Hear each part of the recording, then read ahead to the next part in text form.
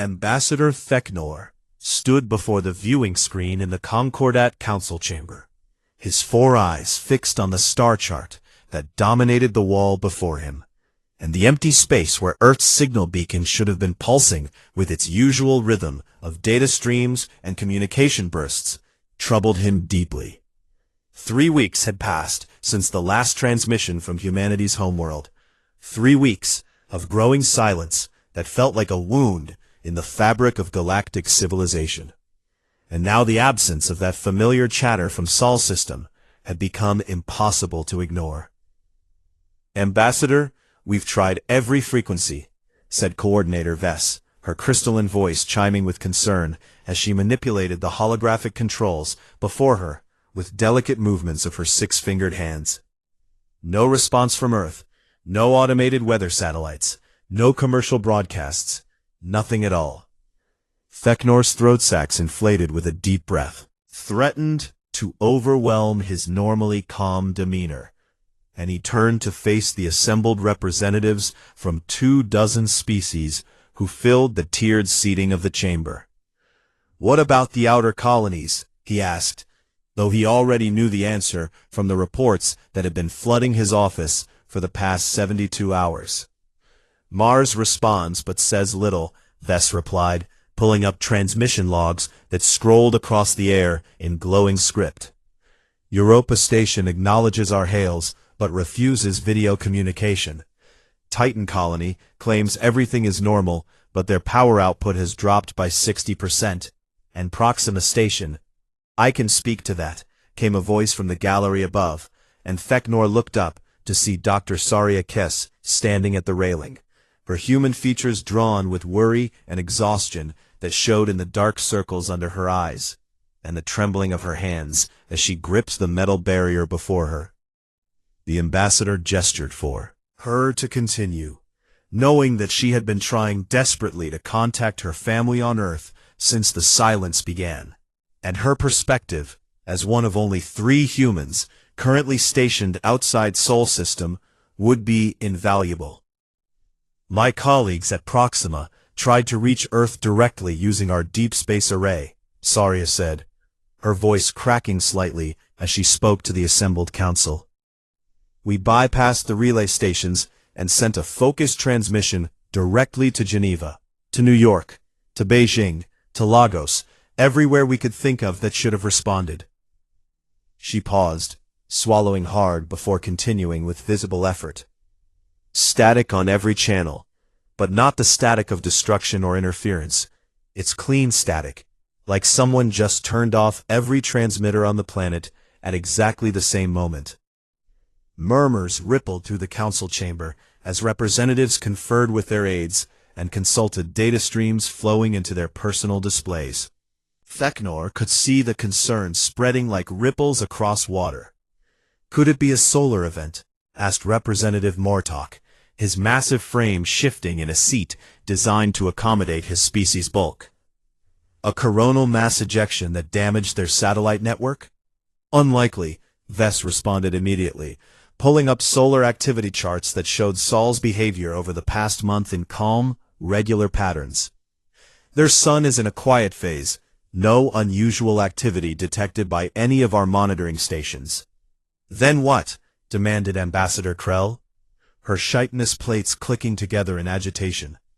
"Humans don't just go silent. They're one of the most communicative species in the galaxy. They broadcast everything from political debates to entertainment programs to cooking instructions across half the star cluster." Saria descended from the gallery, walking to stand beside Thecnor with a dignity that impressed him despite her obvious emotional distress, addressed the council with the kind of composure that reminded him why humanity had earned respect among the older species despite their relative youth as a spacefaring civilization. "Something has happened," she said quietly but firmly. "Something that made every human in Sol System agree to stop talking to the outside universe. And that terrifies me more than any natural disaster could. Because humans don't agree on anything easily." The truth of her words settled over the chamber like a heavy blanket, and Thecnor made his decision in that moment, turning to face Coordinator Vess with his posture straightening into the formal stance of official command. "I'm calling for an emergency reconnaissance mission to Sol System," he announced, his voice carrying the weight of authority granted to him by 30 years of diplomatic service. "We need to know what happened, and we need answers before wild speculation turns into panic." "I volunteer to accompany the mission," Saria said immediately, stepping forward with determination blazing in her eyes, despite the fear he could see lurking behind them. "I know Earth better than anyone here, and I have security clearances that might help if this is some kind of governmental situation." Within 6 hours, a fleet of 12 ships had been assembled from Concordat forces stationed at the nearest military outpost. Fast scout vessels, equipped with the best sensors available, and enough firepower to handle potential threats without being so heavily armed as to appear aggressive. And Feknor found himself aboard the flagship as it prepared for the jump to faster-than-light travel. Saria sat in the science station beside him as the stars began to stretch and blur outside the viewport, her fingers dancing across controls as she set up scanning protocols and communication arrays, preparing for every possibility she could imagine. "What do you think we'll find?" Fekmore asked her quietly, as the ship shuddered through the transition into FTL, watching her face in the reflection of the dark screen before her. She was silent for a long moment, her expression unreadable as she stared at nothing, and when she finally spoke, her voice was barely above a whisper.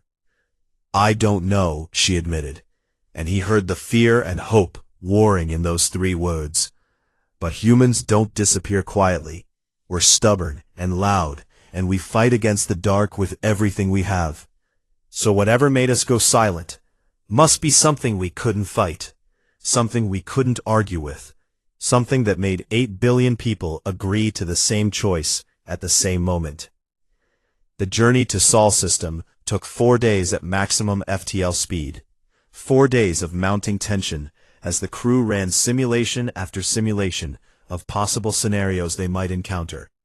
And Feknor spent those days reviewing everything he knew about humanity and finding himself increasingly unsettled by what he didn't. When the fleet finally dropped out of FTL at the edge of Sol System, every screen and sensor came alive with data, and Feknor leaned forward in his command chair as the computers began processing the flood of information. The outer planets looked normal on initial scans, their orbits undisturbed, and their colonies showing faint but present power signatures, and no debris fields suggested combat or catastrophic failure. But Earth itself, that blue jewel that humanity called home, showed nothing but silence on every wavelength they monitored. And as the flagship began its slow approach toward the inner system, Feknor felt a chill run through his bones that had nothing to do with the ship's temperature controls. Something was very wrong, and they were flying straight toward it. The Concordat reconnaissance fleet moved through Sol System like cautious predators entering unknown territory, their sensors sweeping across every frequency and spectrum as they searched for answers to the mystery that had brought them across dozens of light years. And the deeper they ventured into humanity's home territory, the more unsettling the silence became. Feknor watched the tactical display as they approached Titan Colony, one of humanity's oldest settlements beyond Earth, and a thriving hub of resource extraction and research facilities that normally bustled with traffic and commerce. But now, the moon's orbital space was nearly empty of ships, and the colony itself radiated only minimal power. "Hailing Titan Control," announced the communications officer, her voice tight with tension, as she opened a channel to the colony below. "Standard greeting protocols, requesting status update and docking clearance." The response came after a delay of several seconds, just long enough to be uncomfortable, and when it finally arrived, the voice on the other end sounded hollow and distant, despite the clarity of the transmission. "Concordat vessel, this is Titan Control," said a human voice that Teknor didn't recognize, male and middle-aged, and carrying an odd flatness that reminded him of sedated patients he'd visited in hospitals. "We read you clearly and acknowledge your arrival. Titan Control, we're here to investigate the communications blackout from Earth," Technor said, leaning toward the pickup with his full attention focused on the conversation. "Can you provide a status report on the homeworld?" Another pause, longer this time, and Technor exchanged glances with Saria, who sat rigid in her seat, with both hands gripping the armrests, hard enough that her knuckles had gone white. "Earth is well," came the eventual reply, and those 3 words felt wrong in ways that Technor couldn't immediately articulate. They'd been rehearsed or programmed rather than spoken naturally. "All human colonies in Sol system are operating normally. We appreciate your concern, but request that you leave the system and return to Concordat space." Saria was on her feet before the transmission ended, crossing to the communication station with quick strides and practically pushing the officer aside as she opened her own channel to the colony below. "Titan Control, this is Dr. Saria Kess, Xenoarchaeology Division, Proxima Station," she said rapidly, her voice sharp with barely controlled emotion. "I'm calling on emergency family channels. My sister works in your hydroponic sector. Put me through to Jennifer Kess immediately." The silence that followed stretched for nearly a full minute, and Technor could see Saria's jaw clenching tighter with every passing second, until he thought she might crack her own teeth. "Dr. Kess, your sister is unavailable at this time." Still maintaining that same eerie flatness, "All non-essential personnel are currently in deep shelters for safety reasons. We cannot disturb them for personal communications." "Safety reasons?" Saria demanded, her voice rising. "What kind of safety reasons? What's happening down there?" "Please leave the system," came the response, and then the channel went dead with an abruptness that felt like a slap across the face. Technor made a decision in that moment, one that he suspected might cause diplomatic complications later, but which felt absolutely necessary given the circumstances. He turned to his navigator with a gesture that meant full speed ahead. "Take us to Mars," he ordered, his throat sacs inflating with determination, "and prepare all sensor arrays for maximum resolution scanning." The fleet crossed the distance to Mars in 18 hours, using conventional drives rather than FTL to give their sensors more time to gather data. And what they found there only deepened the mystery that surrounded humanity's silence. Mars gleamed red and beautiful in the viewport as they approached, its terraformed zones showing patches of green and blue that humanity had painstakingly cultivated over 2 centuries. Engineering and patience. But the orbital shipyards, that should have been bright with welding torches and construction lights, sat dark and idle. The massive space elevators that connected the surface to orbital platforms hung like frozen threads against the planet's disk, their cars motionless and their cargo bays empty of the constant stream of materials that normally flowed between ground and space. And the city lights that should have blazed across the settled regions showed only a fraction of their normal intensity. "Power consumption is down by 78%, reported the science officer, his mandibles clicking as he processed the incoming data. "Population centers show minimal activity. Industrial zones are completely dark, and I'm detecting massive heat signatures deep underground across all major settlement areas." Saria was already working her own console, pulling up architectural databases and cross-referencing them with the sensor readings. Technor saw her face go pale as she reached whatever conclusion the data suggested. "They've evacuated," she whispered, looking up at him with eyes wide with realization. "Every major city on Mars, every settlement, they've moved everyone into deep shelters." "Why?" Technor asked, though he suspected she had no more answers than he did. "I don't know," she admitted, turning back to her screens with shaking hands. "But this wasn't sudden. You can't move millions of people underground without planning, without infrastructure already in place. This was organized and deliberate." The pattern repeated itself at Europa, at Ganymede, at every human settlement they checked, as the fleet moved inexorably toward Earth. And each time they tried to make contact, they received the same eerily calm responses that told them nothing, while requesting firmly that they leave the system. By the time Earth itself came into visual range, Theknor felt like he was moving through a fog nightmare where all the familiar landmarks remained, but everything had fundamentally changed. And when he finally saw humanity's homeworld hanging in space before him, he understood why the humans had gone silent. Earth was dark, completely and utterly dark, in ways that no inhabited planet should ever be, and the sight of it sent ice through Theknor's veins, despite the warm air cycling through the ship's life support. The great cities that normally blazed with light were invisible except as dark patches against darker continents. The orbital space that should have been crowded with satellites and stations and traffic control beacons was swept clean except for a few military platforms that tracked the Concordat fleet with obvious targeting sensors. And the electromagnetic spectrum that usually screamed with humanity's constant chatter was silent as a grave. "Full sensor sweep," Theknor ordered, his voice steady despite the shock that threatened to overwhelm him. "Composure. I want to know where everyone went." The science officer worked in silence for several minutes, his multiple limbs dancing across controls as he directed the ship's most powerful sensors toward the planet below. And when he finally looked up, his expression showed the kind of confusion that came from data that contradicted everything he thought he knew. "Ambassador, I'm reading massive thermal signatures across every continent," he reported, bringing up a global map that showed Earth's crust lit up like a circuit board. "Underground facilities on a scale I've never seen before, tunnels and chambers and complexes that extend for hundreds of kilometers in every direction." "Population?" Saria asked, her voice barely audible. "All accounted for," the officer replied, zooming in on one of the massive underground complexes beneath what used to be called North America. 8 billion humans. They're all underground, along with what appears to be the entirety of Earth's industrial capacity.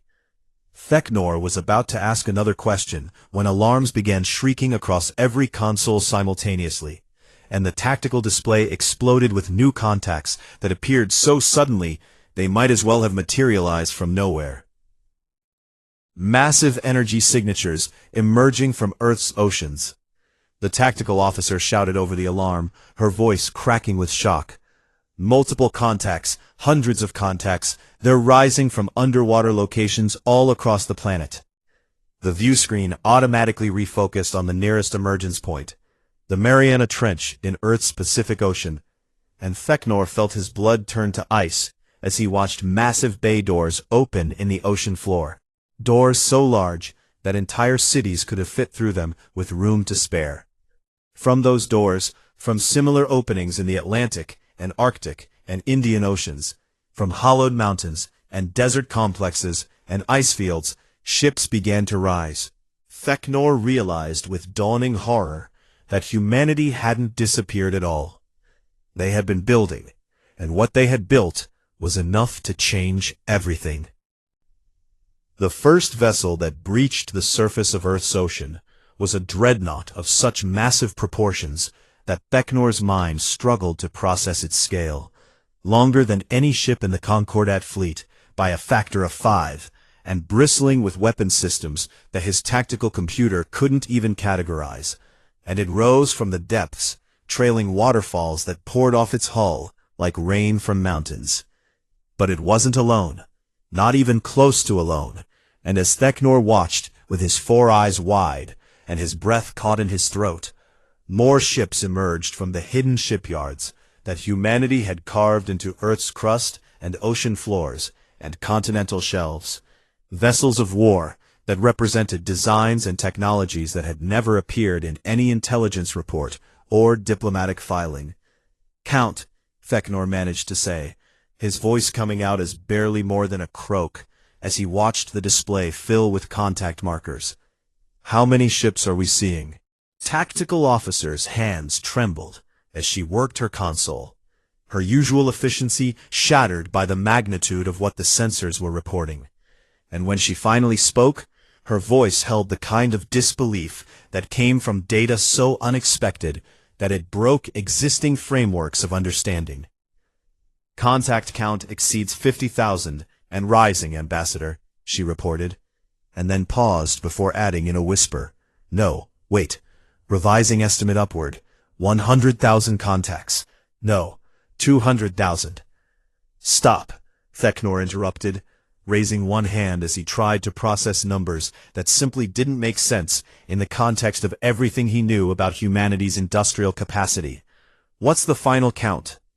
The tactical officer looked at him with an expression that mixed awe and terror in equal measure, and when she spoke again, every being on the bridge heard the words that would change galactic politics forever. 512,000 vessels. "Ambassador," she said quietly, "humanity has launched 512,000 warships from concealed positions across Earth and its moon, and they're taking up formation in orbit around us." Saria had collapsed into her chair, both hands covering her mouth as she stared at the view screen, where Earth's sky was now filled with so many ships that they blotted out the stars, and Theknor could see tears streaming down her face, though he couldn't tell if they came from pride or horror or some combination of both. The Concordat reconnaissance fleet of 12 vessels suddenly felt pathetically small, surrounded by an armada that dwarfed every naval force in known space by orders of magnitude. And Theknor realized that if humanity wanted to destroy them, the battle would be over before they could even charge their weapons. But the human ships maintained their positions without making any aggressive moves, forming up in massive battle groups that arranged themselves with the kind of precision that spoke to years of practice and drilling. And gradually the formation resolved into something that looked almost like an honor guard rather than a threat formation. "Incoming transmission," announced the communications officer, her voice steadier now as training reasserted itself over shock. "Multiple sources, but I'm getting a priority channel from what appears to be the flagship, a vessel identifying itself as the TUDF Indomitable." "TUDF?" Theknor asked, looking to Saria for explanation. "Terran United Defense Force," she said softly, wiping at her eyes with the back of one hand. "I've never heard of it. It must be a new branch of their military, one they created specifically for this." She gestured vaguely at the view screen, where hundreds of thousands of warships hung in space, whatever this is. "Put them through," Theknor ordered, straightening in his command chair and trying to project a calm authority he absolutely didn't feel in the face of such overwhelming military power.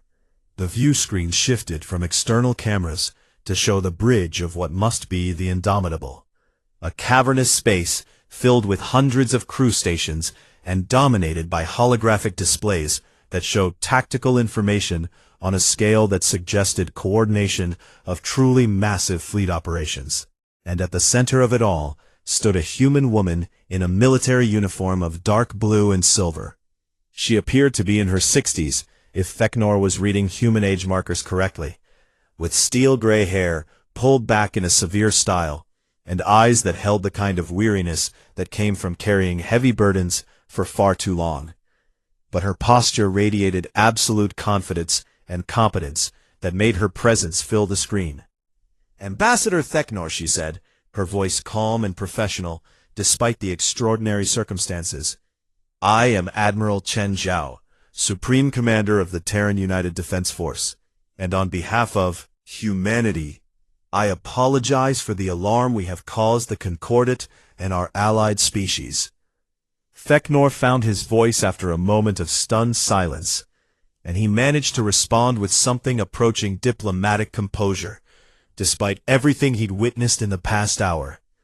"Admiral Chen, I must confess that alarm seems like an inadequate word for what we're experiencing," he said, gesturing at the displays that showed the impossible fleet surrounding them. "Perhaps you could explain why humanity has apparently turned its entire civilization into a weapons manufacturing operation." Chen's expression didn't change, but something flickered in her eyes that might have been respect for his directness, and she nodded once before responding with words that would haunt Theknor for the rest of his life. "We've been preparing, Ambassador," she said simply. "Preparing for what's coming." "And what exactly is coming?" Theknor asked, though part of him desperately didn't want to know the answer. Chen turned to someone off-screen and made a brief gesture, and the view screen split to show both her and a star chart that depicted a section of space far beyond the Concordat's explored territories, a region where the darkness between stars seemed deeper and more threatening than normal space. 50 years ago, one of our deep space probes detected something in the intergalactic void, Chen began, her voice taking on the tone of someone delivering a briefing she'd given many times before. A fleet of vessels, unlike anything in our databases, traveling at sublight speeds, but on a direct course for our galaxy. The star chart zoomed in to show what appeared to be a cloud of contacts, millions upon millions of them, moving through space in patterns that suggested swarm behavior rather than organized fleet movements. And Theknor felt his skin crawl at the implications. "At first we thought they were another species from a dying galaxy," Chen continued, her expression hardening. "But when we analyzed their trajectory and compared it to archaeological data from extinct civilizations, we found something that changed everything." She pulled up images of ruins on dead worlds, remnants of species that had vanished long before humanity ever looked at the stars, and overlaid them with data that showed similarities in how those civilizations had died. Every 50,000 years, give or take a few centuries, something sweeps through our galaxy and cleanses it of advanced life, Chen said, and her words fell like hammer blows in the silence of Theknor's bridge. "The species we found in archaeological sites didn't destroy themselves.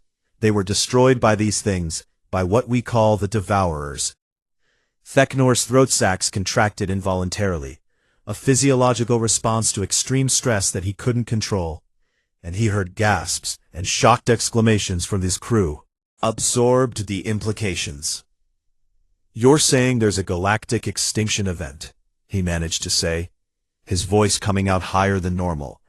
"And it's coming here, now, in our lifetime?" "In 6 months, Chen confirmed, and the preciseness of her timeline somehow made it worse. "Our projections show the Devourer's swarm will reach the outer edges of Concordat space in approximately 180 days. And based on their past behavior, they will not stop until every advanced civilization in the galaxy has been eliminated." Saria spoke up from her station, her voice shaking but determined. "Why didn't you tell us? Why keep this secret?" Chen looked at her with an expression that held both sadness and a terrible pragmatism.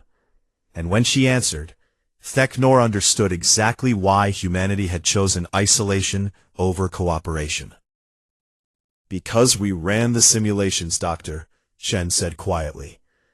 "We modeled every possible scenario where we brought this intelligence to the Concordat, and in every single case, the result was the same.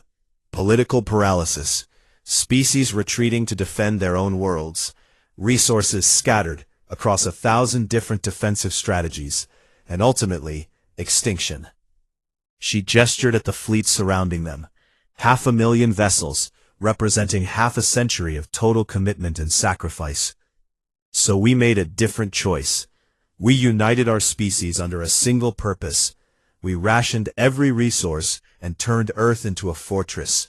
We moved underground so that every scrap of surface infrastructure could be converted to weapons manufacturing, and we built an answer to the Devourers." "But will it be enough?" Theknor asked, looking at the massive fleet and trying to imagine what kind of threat required such overwhelming force to counter. Admiral Chen's expression finally showed something other than professional composure, a flicker of uncertainty that humanized her after the shocking revelations. And her answer was honest in a way that made Theknor respect her, even as it terrified him. "I don't know," she admitted, "but it's the best chance the galaxy has, and now that you know the truth, you need to take this information back to the Concordat and give them a choice: unite with us and fight, or scatter to the winds and die alone." The transmission ended, leaving Theknor staring at a view screen, that once again showed only the impossible fleet that humanity had birthed in secret. And he knew that nothing would ever be the same again. Admiral Chen's flagship was larger than most space stations Theknor had visited in his 3 decades of diplomatic service. And as he walked through corridors wide enough to drive vehicles through, while flanked by human marines and powered armor, he felt like he was moving through the arteries of some vast mechanical beast that humanity had conjured from their collective will.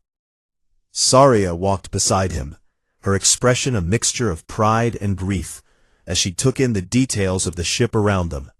The efficiency of the crew movements, the quiet professionalism that pervaded every interaction they observed, and the subtle signs everywhere that this vessel and everyone on it existed for a single purpose: war. "This way, Ambassador," said their escort, a young lieutenant whose nameplate read Santos, and whose eyes held the kind of weariness that suggested she'd grown up in the underground cities Earth had become. "The Admiral is waiting in the strategic briefing." The briefing center turned out to be a massive amphitheater, carved into the heart of the Indomitable, with seating for what must have been 1,000 personnel, arranged in concentric rings around a central holographic display platform.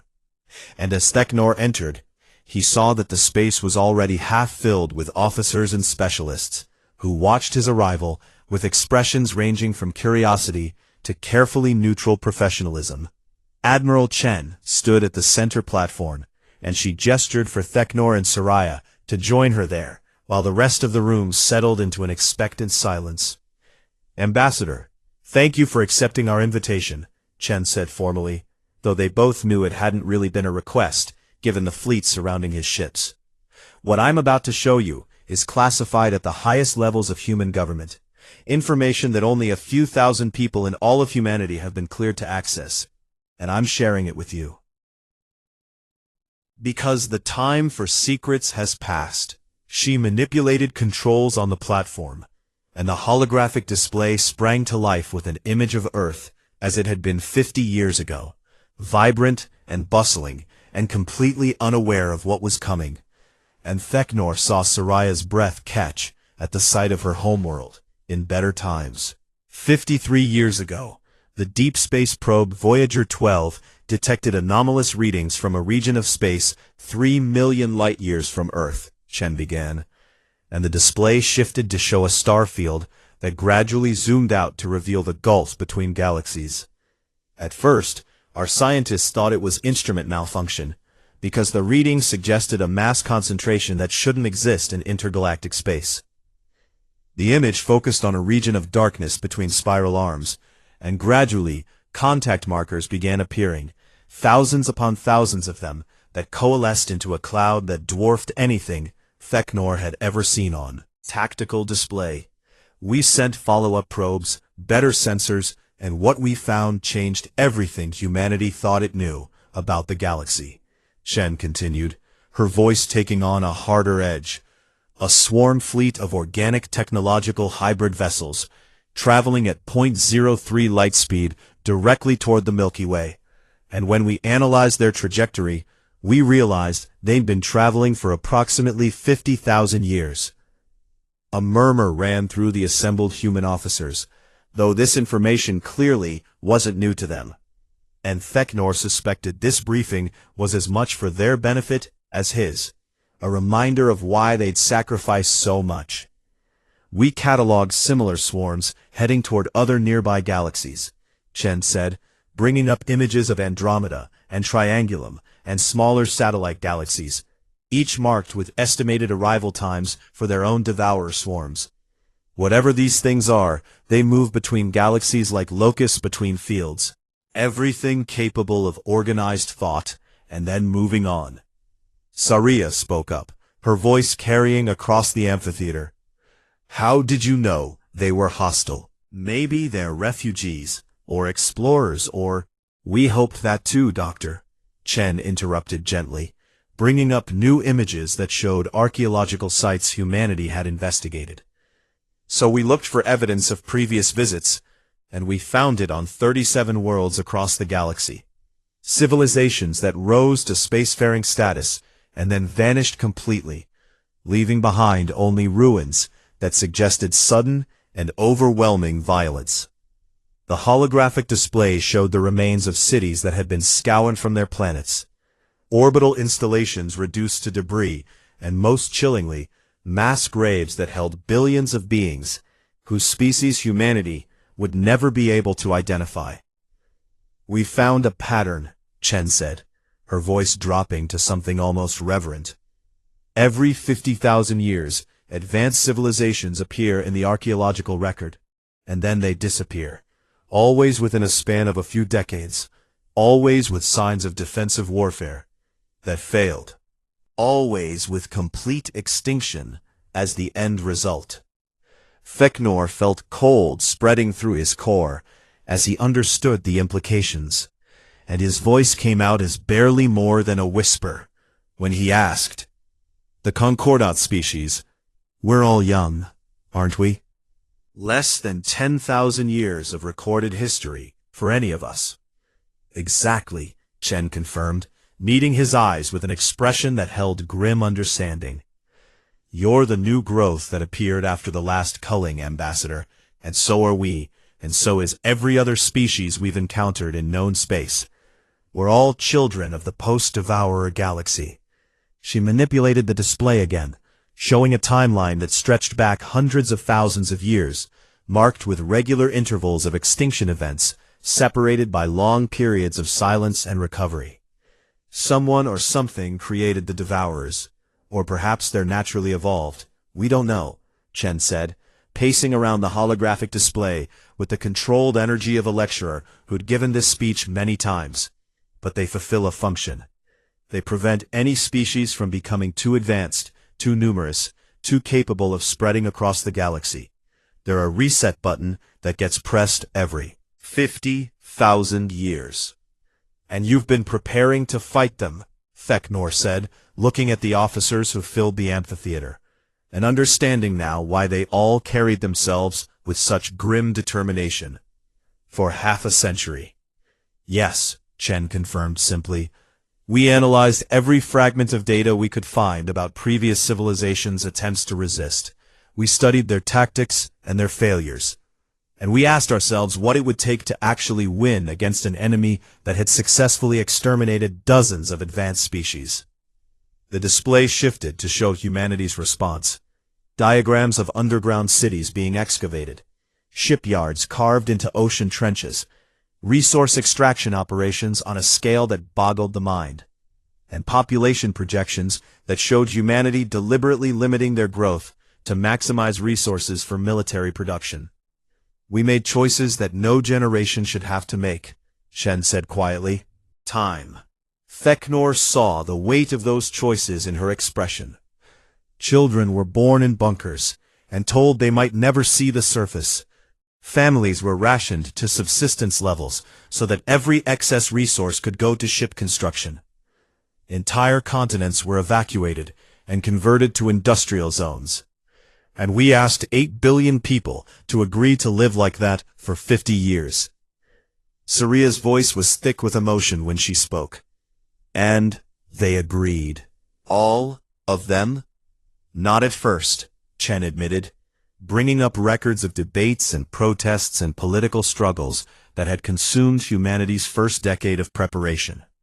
"We had holdouts, dissidents, people who thought we were overreacting or insane. But we made the data public. We showed everyone exactly what was coming, and eventually, the reality settled in." She pulled up an image of a referendum, a vote that had taken place across all of human space simultaneously, and the results showed a margin that was overwhelming in its unity. 92% of humanity voted to commit to the Defense Force program, Chen said, and that number hung in the air like a monument.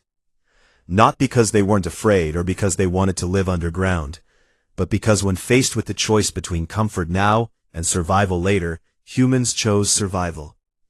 Feknor thought about his own species, about the political divisions and competing interests that characterized Concordat politics, and he tried to imagine achieving that kind of unity on anything, let alone a commitment that would span half a century and multiple generations.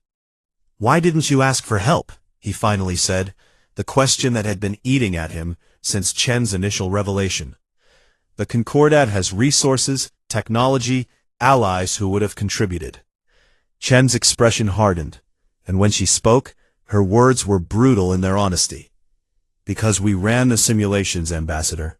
We modeled it 1,000 different ways, and every time we shared this intelligence with the Concordat, the same thing happened. Debate, division, species looking out for their own interests, resources spread too thin across too many defensive strategies, and ultimately, extinction for everyone." She gestured at the assembled officers. "Humans have a saying, too many cooks spoil the broth, and when the broth is the survival of galactic civilization, we couldn't afford to let it spoil. So we made the hard choice to do this ourselves, to build an answer that would be ready when the Devourers arrived." "And now?" Theknor asked, looking at the 500,000 vessels on the tactical display. "Now we share what we've built," Chen said, and her voice carried the weight of finality.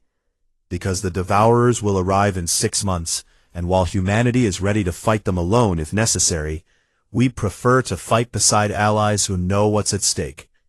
She turned to face Theknor directly, and in her eyes, he saw both hope and terrible resolve. "Take our data back to the Concordat, Ambassador. Show them what's coming and what we've prepared, and give them the choice: stand with us and fight for the galaxy's future, or scatter to protect their own worlds and face extinction piecemeal." Theknor stood in silence for a long moment, processing everything he'd learned, and understanding that his next decisions would shape the fate of dozens of species. And when he finally spoke, his voice was steady. "I'll take your data, Admiral," he said, "and I'll present it to the Concordat Council.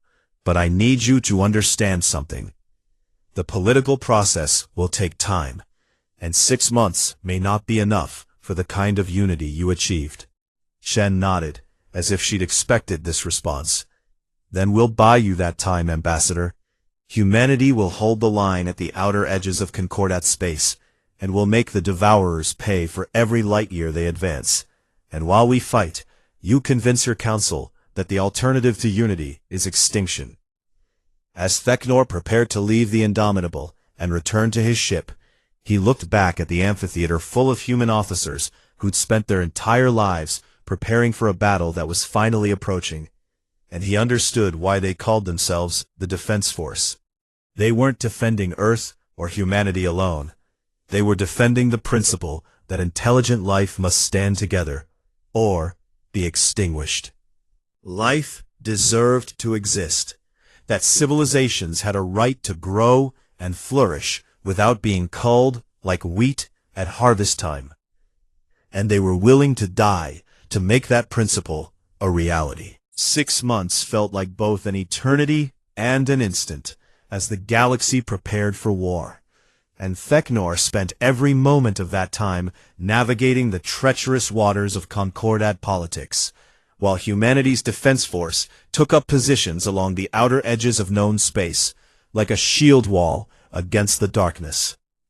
The council debates had been brutal, with species divided between those who believed humanity's data and those who thought it was an elaborate deception designed to secure military dominance. And Theknor had found himself arguing passionately for unity, while watching precious weeks slip away in procedural delays and political posturing.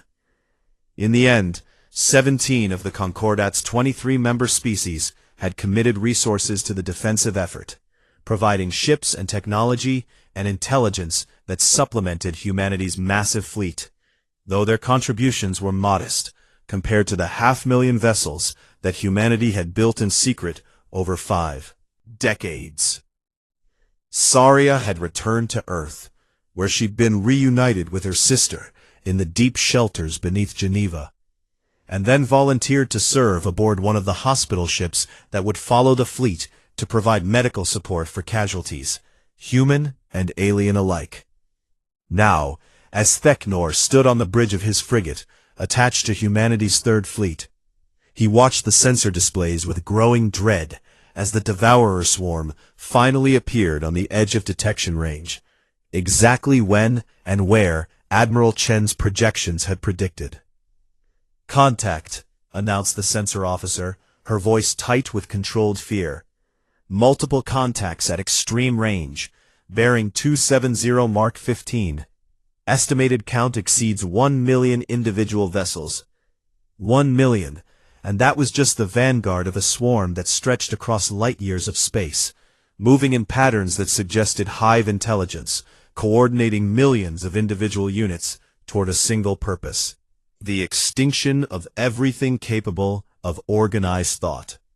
Feknor had seen the recordings of previous Devourer attacks that humanity had pieced together from archaeological data. Images reconstructed from fragments of defensive satellites and emergency beacons that had somehow survived the culling, and what he'd seen had given him nightmares that lasted weeks.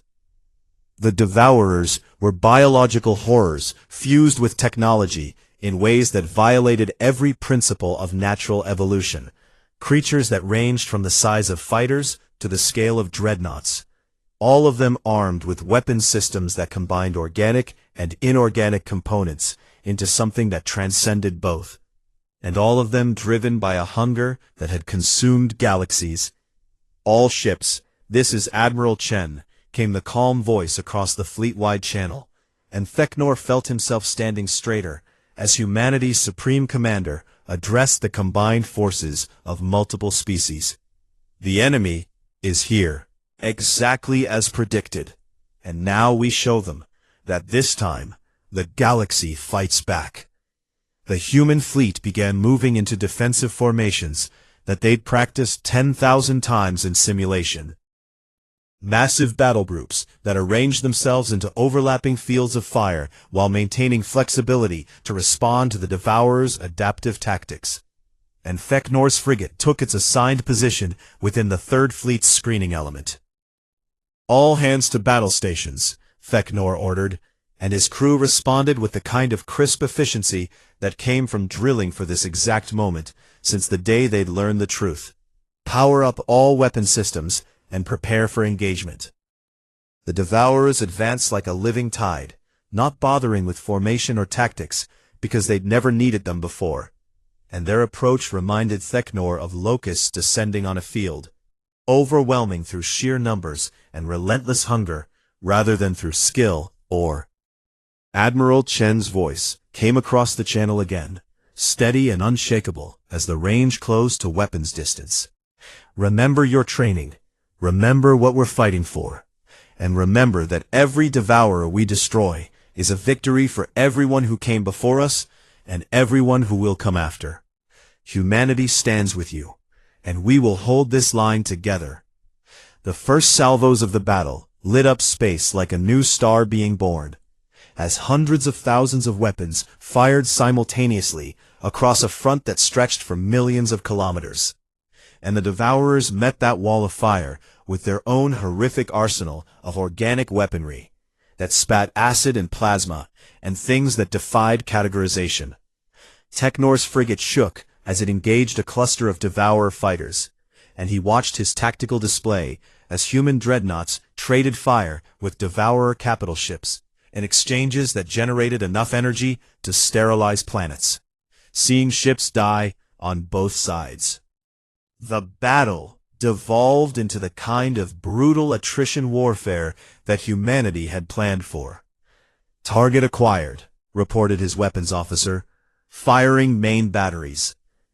The frigate's primary cannons spoke, sending coherent beams of energy across the void to intersect with a Devourer cruiser that was attempting to flank one of humanity's carrier groups. And Feknor felt grim satisfaction as the enemy vessel broke apart under sustained fire from multiple Allied ships. But for every Devourer they destroyed, 2 more seemed to take its place, and as the hours of battle stretched into days, Feknor began to understand the terrible arithmetic that had doomed previous civilizations. The Devourers could afford to trade losses because they had millions to spend, while every ship the defenders lost represented irreplaceable resources and lives. Dr. Kess sent him brief updates from the hospital ship, where she worked around the clock to save lives, both human and alien. Messages painted a picture of carnage that went beyond anything simulations had prepared them for. Casualties arriving faster than they could be treated. Medical supplies running low despite massive stockpiles. And exhausted staff working until they collapsed. Admiral Chen is requesting all available reserves. Commit to Sector 7, came the tactical update on the 4th day of battle. The Devourers are concentrating their forces for a breakthrough attempt. Feknor watched as humanity's response unfolded on the tactical display. Reserve battle groups moving with practiced precision to reinforce the threatened sector. And he saw Admiral Chen's flagship leading the counterattack personally. The Indomitable's massive guns tearing through Devourer formations with devastating efficiency.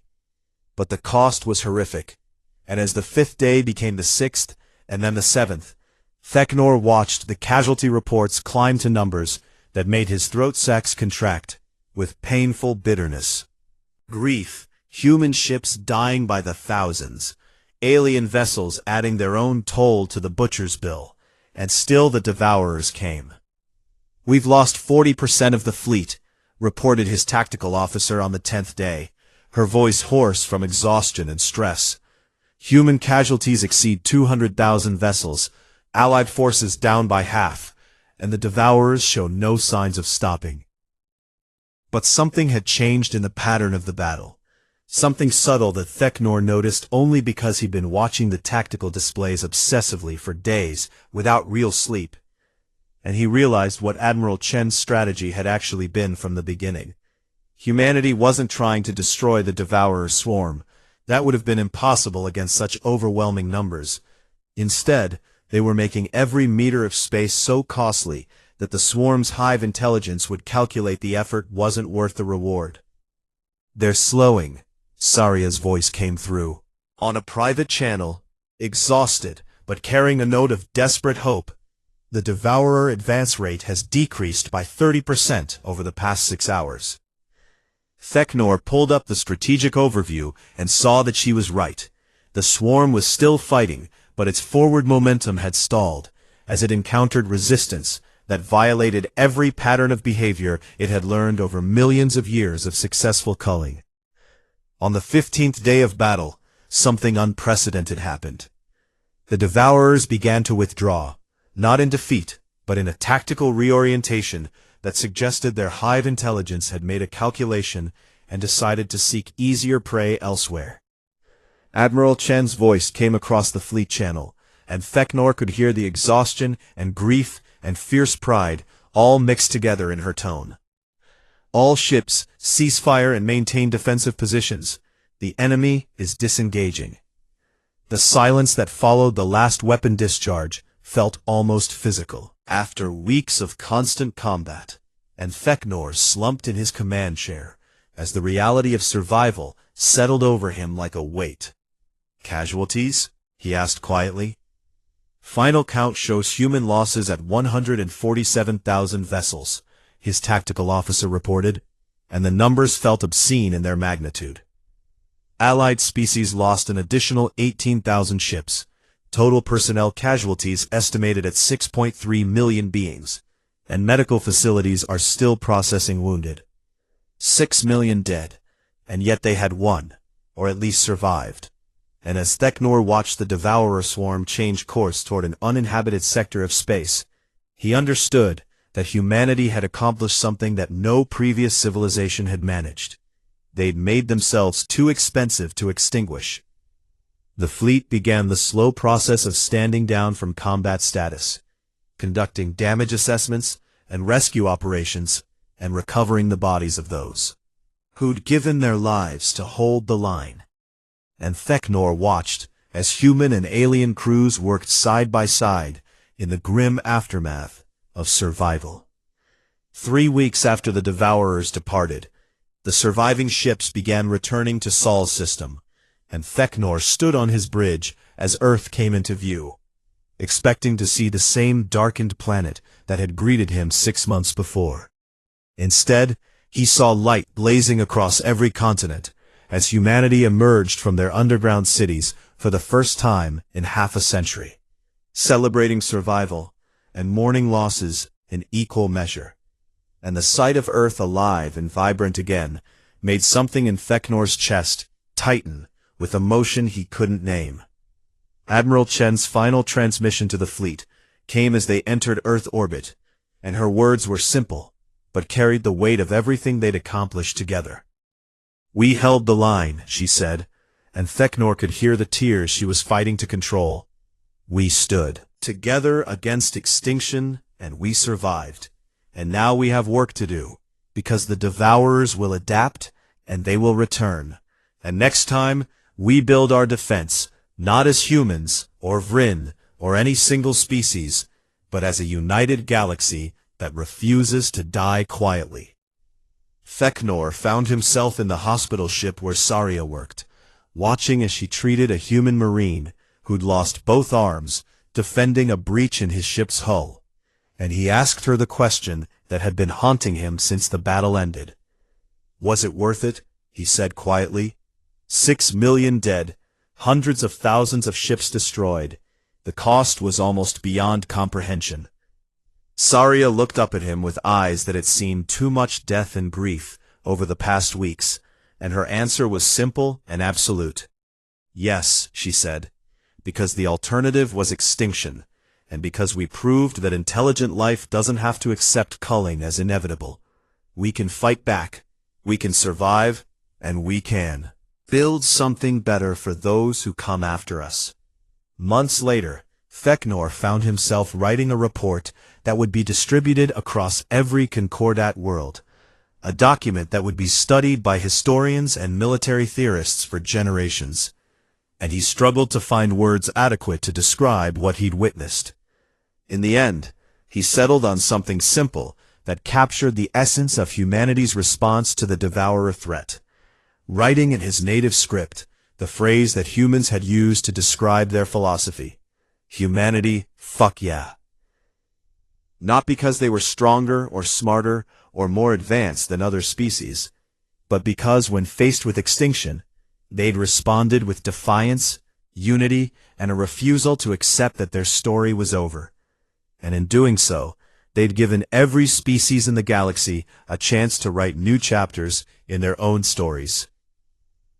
And standing on Earth's surface for the first time since the war ended, watching human children play in the fields, he knew that humanity had done something truly remarkable. Parks that had been dark for 50 years, while engineers from a dozen species worked together to design the next generation of defensive systems. Feknor understood that humanity's greatest gift wasn't the fleet they'd built or the battle they'd won. It was the example they'd set, that civilizations could choose their own fate, that survival was worth any sacrifice, and that when darkness came calling, the proper response was to light a fire and dare it to advance. The Devourers would return, that much was certain, but next time, they would face not just humanity's defiance, but an entire galaxy that had learned to fight back.